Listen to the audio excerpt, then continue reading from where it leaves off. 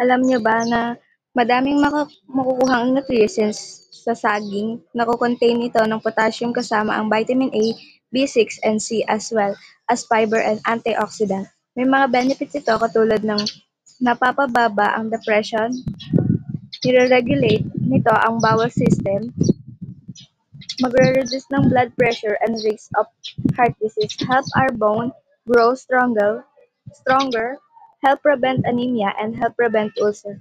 Compared to an apple, a banana has 4 times the protein, 2 times the carbohydrate, three times the phosphorus, and 2 times the other vitamins and minerals. The benefits of nanotechnology in banana it improved solubility, absorption, and targeted delivery as well as vitamins.